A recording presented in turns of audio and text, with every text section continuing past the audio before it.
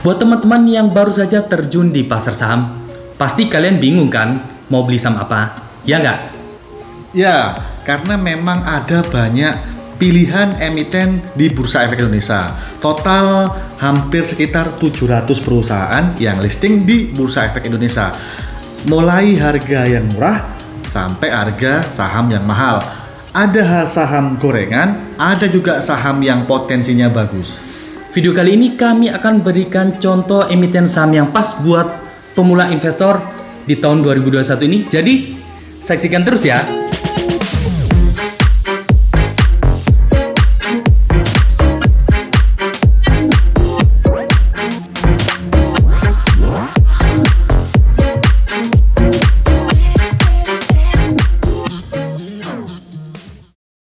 Halo, bertemu lagi bersama kami di channel Kaloka Palevi. Bersama saya Kaloka. Saya Palevi, seperti biasa kami akan membahas seputar dunia investasi. Bagi kalian yang baru saja menemukan channel kami dan tertarik dengan konten kami, jangan ragu untuk klik like and subscribe. Teman-teman, apa kabar semua nih? Kita harap teman-teman dalam keadaan sehat ya. Apalagi PPKM sudah sangat-sangat dilonggarkan. Mudah-mudahan corona cepat hilang dari muka bumi ini. Dan kami tetap juga menghimbau kepada teman-teman untuk selalu menggunakan prokes dengan cara 3M. Memakai masker, menjaga jarak, dan mencuci tangan. Buat para pemula, kami sarankan beli saham yang aman, yaitu saham blue chip. Berikut ini kami akan berikan kelebihan saham blue chip dibandingkan dengan saham yang lainnya. Yang pertama, saham blue chip adalah kumpulan dari saham terbaik dari perusahaan-perusahaan yang kinerjanya baik. Yang kedua, saham blue chip biasanya punya track record bagus dan konsisten dalam rentang waktu yang panjang. Yang ketiga, saham blue chip pasti punya market kapitalisasi yang sangat besar dan juga likuiditasnya sangat tinggi sehingga susah untuk digoreng. Oke, kami berikan contoh saham blue chip yang pas buat para pemula. Yang pertama, Bank BCA dengan kode emiten BBCA.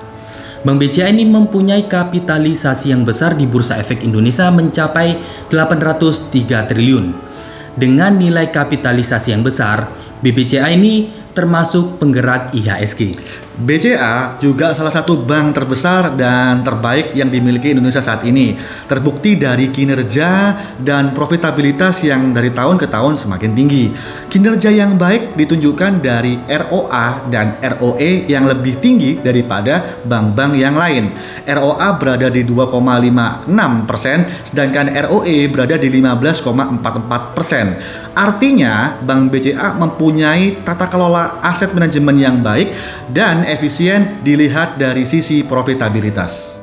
Ada beberapa indikator yang menunjukkan Bank BCA ini mempunyai kinerja yang baik. Yang pertama, dikutip dari bisnis.com bahwa tren pertumbuhan kredit ini membaik daripada tahun sebelumnya. Hal ini sangat penting bagi dunia perbankan, dikarenakan ini adalah motor utama penghasil profit. Yang kedua, Bank BCA mempunyai tata kelola aset yang baik. Dilihat dari ROA yang tinggi dibandingkan dengan bank sejenisnya. Kemudian Bank BCA juga mempunyai NPL atau tingkat kredit macet yang rendah. Semakin rendah tingkat NPL suatu bank, maka semakin bagus juga buat kesehatan keuangan bank. Yang ketiga, coba kita lihat laporan keuangan. Dari laporan keuangan income statement, baik revenue, net income, dan net profit margin juga selalu meningkat. Terutama revenue di tahun 2020 semakin meningkat. Kalau kita lihat dari laporan balance sheet, untuk ekuitas dan asetnya juga selalu bertumbuh, terutama aset yang mencapai 1.130 triliun di Juni 2021. Dari dividen juga kita bisa lihat bahwa Bank BCA ini tidak pelit memberikan dividen kepada para investornya. Terbukti dari dividen payout ratio sekitar 40% lebih setiap tahunnya. Contoh yang kedua adalah Bank BRI dengan kode emiten BBRI. Bank BRI ini adalah bank tertua di Indonesia yang umurnya sudah sekitar 126 tahun. Yang artinya Bank BRI ini kuat dalam hal apapun. Bahkan di bulan September 2021 ini akan melakukan right issue, yaitu mengakuisisi Pegadaian dan PNM.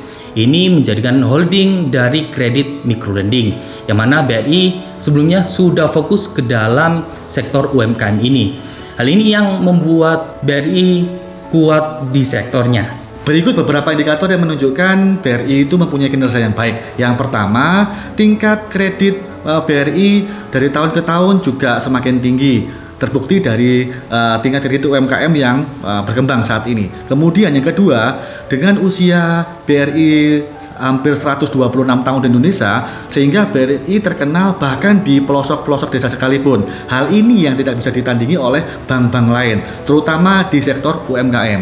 Yang ketiga, jika kita melihat laporan keuangan dari income statement, baik itu revenue, kemudian net profit, dan NPM juga mengalami pertumbuhan dari tahun ke tahun. Tetapi memang di tahun 2020 sempat turun karena ada pandemi. Untuk laporan yang paling bagus adalah balance sheet nih. Kalau laporan balance sheet yang paling bagus adalah dari segi aset, yang mana asetnya di 2021 ini mencapai 1.500 triliun, termasuk aset yang jumbo. Kemudian dari sisi dividen, Bank BRI juga termasuk bank yang loyal dalam memberikan dividen kepada para investornya. Terbukti dari dividen payout ratio yang mencapai lebih dari 60% setiap tahunnya. Cukup sekian video kita kali ini. Jika dirasa video ini bermanfaat buat kalian dan perlu kami ingatkan lagi, jangan ragu untuk klik like and subscribe. Dan teman-teman, jika ada kritik saran yang bisa membangun channel ini, please chat dan komen di kolom komentar supaya kita bisa memberikan info-info yang menarik seputar dunia investasi berikutnya. So, thanks for watching and see ya.